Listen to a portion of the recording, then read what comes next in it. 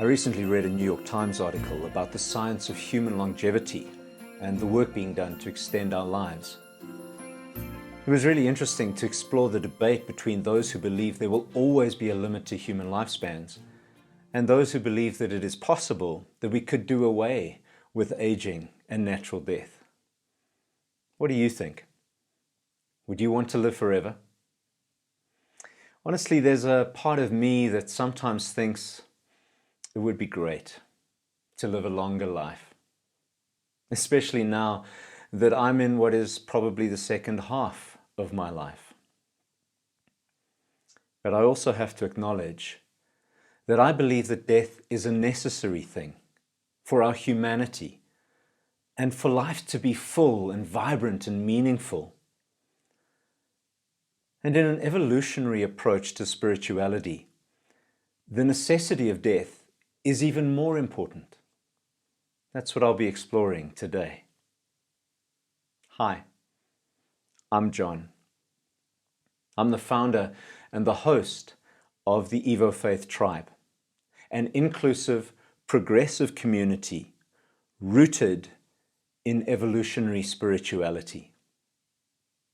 We're a group of people who welcome questions and different ways of thinking and being.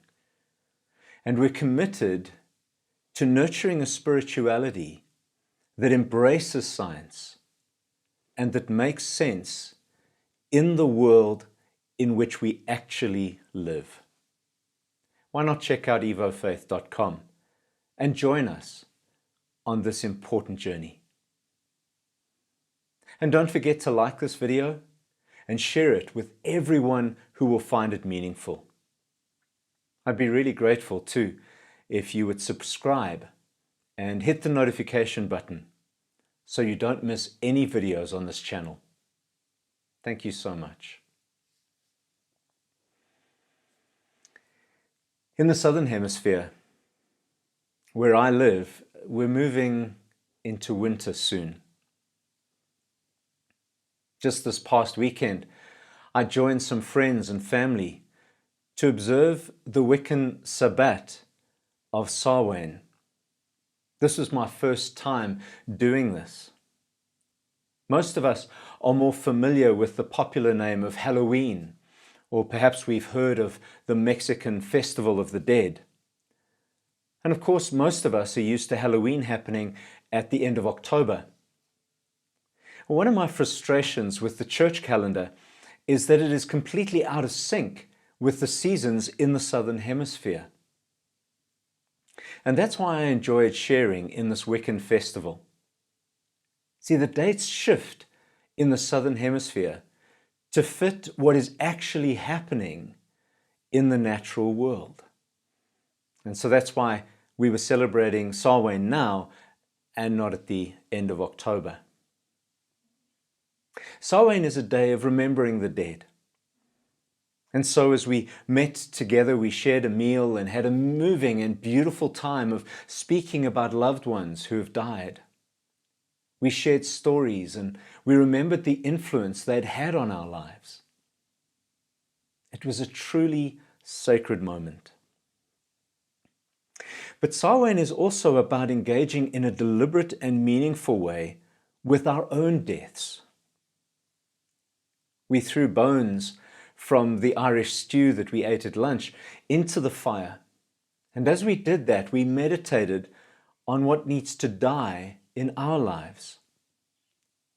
And we recognized that while now is not the time to engage with it just yet, the deaths that we are beckoning into our lives are making the way for new life to come. What I loved about this ritual was how it connected me with the natural cycle of life, death, and rebirth. Because this cycle also happens in our own lives on a regular basis. The Polish psychologist Kazimierz Dabrowski proposed a theory of what he called positive disintegration. He was speaking particularly of highly sensitive and highly intense individuals, but his process is really, I believe, a reality for everyone. In essence, what Dabrowski explains is that we all go through many times in our lives when we have to release the life we have, and then we go into a disintegration. I think of it as a time of chaos when the old reality we've known falls away, but the new reality is not yet visible. In time, though, we reintegrate and we find a new wholeness and energy in a life that fits us better and that feels more authentic. From the outside, positive disintegration can look very negative, even like a mental illness. But it's actually a very healthy and positive process of growth. Franciscan priest Richard Rohr describes a similar process in the spiritual life. He calls it order, disorder, and reorder. And of course, the Christian faith is built on the archetype of life, death, and resurrection. Most of us love the idea of life and resurrection, but we don't do so well with the death in the middle. Even in Christian celebration, we've turned the death part of the process into something that Jesus does for us.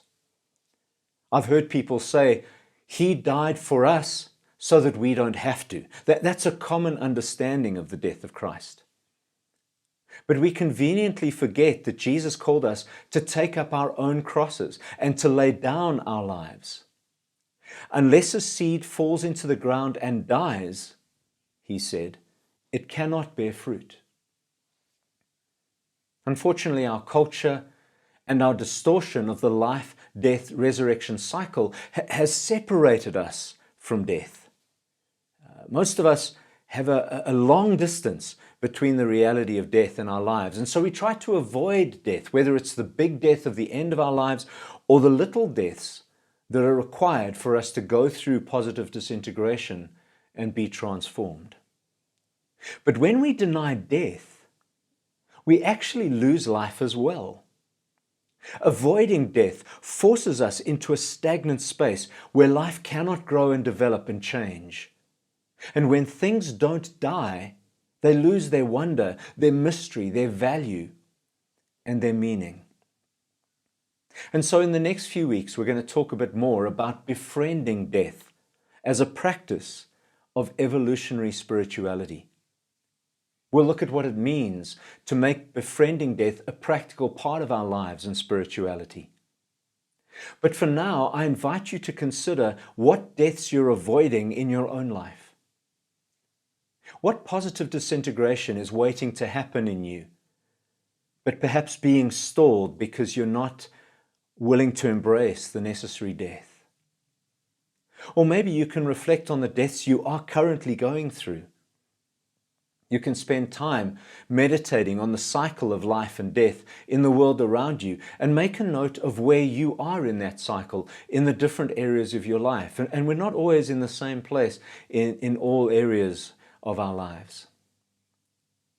And then you can maybe prepare yourself to make friends with death so that you can enter the positive disintegration process when your time comes. What do you feel about the necessity of death? How has this idea struck you? How comfortable are you with the idea of befriending death? How do you engage intentionally with the life, death, rebirth cycle of life? I'd love to hear your thoughts and stories.